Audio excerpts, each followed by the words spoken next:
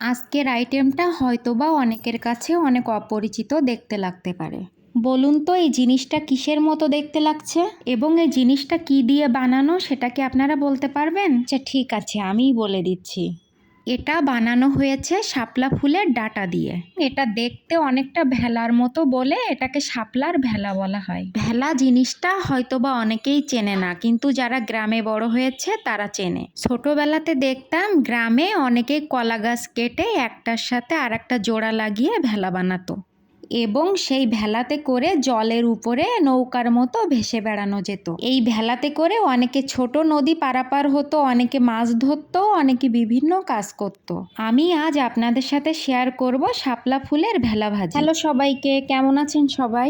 আমি প্রথমে শাপলার ডাঁটাগুলার আঁশ ছাড়িয়ে একই সাইজ করে সবগুলা কেটে নিলাম এবং শাপলা 6টা ডাঁটা একসাথে করে কাঠির মাধ্যমে জয়েন্ট করে নিলাম। দুই সাইডে 2টা কাঠি দিয়ে জয়েন্ট করে নিলাম যাতে আলাদা হয়ে না যায়। দেখুন দেখতে একেবারেই ভেলার মতো লাগছে এবং এটা জলের উপর দিলে মনে হয় ভাসবে। যাই হোক, এটা আমি জলের উপর দিয়ে ভাসানোর জন্য বানাইনি, এটা আমি বানিয়েছি চপ তৈরি করার জন্য। চলুন আপনাদের সাথে শেয়ার করি। প্রথমে আমি ব্যাটার বানানোর জন্য বেসনের সাথে চালের গুঁড়া, সামান্য একটু আটা, হলুদ, লবণ, কালো জিরা, কয়েকটা আস্ত জিরা, ভেজে রাখা জিরার গুঁড়া, হালকা একটু গোলমরিচ এবং কাঁচামরিচের পেস্ট এবং পরিমাণ মতো পানি দিয়ে একটা ব্যাটার তৈরি করে নিব। এটাতে পানিটার পরিমাণ এমন থাকতে হবে যে এটা খুব বেশি ঘনও হওয়া যাবে না এবং খুব বেশি পাতলাও হওয়া যাবে না, কারণ এর ঘনত্বটা ঠিক মতো না হলে কিন্তু চপটা মজা হবে না। এর সাথে আপনারা একটু বেকিং সোডা বা পাউডার অ্যাড করতে পারেন, আমার বাসায় ছিল না বলে অ্যাড করিনি। অ্যাড করলে চপটা যেমন ফুলবে তেমন মশমশা হবে।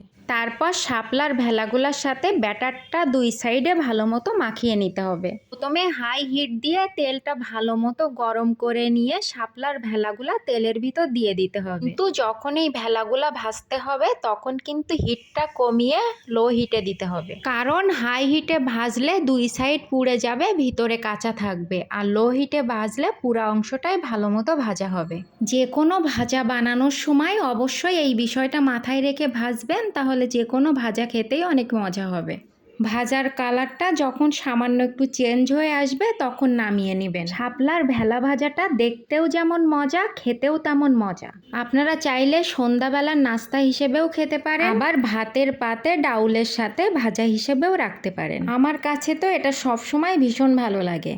অবশ্যই এভাবে বানিয়ে খাবেন এবং খাওয়ার পরে কেমন লেগেছে সেটা আমাকে অবশ্যই কমেন্টস করে জানাবেন। একঘেয়েমি রান্না না খেয়ে মাঝে মধ্যে একটু ইউনিক আইটেম বানাবেন, দেখবেন মুখের স্বাদে পরিবর্তন আসবে। আজকের মতো এই পর্যন্ত, দেখা হবে পরবর্তী কোনো ভিডিওতে। ততক্ষণ ভালো থাকবেন, সাবধানে থাকবেন আর প্রমাস স্টোরির পাশে থাকবেন।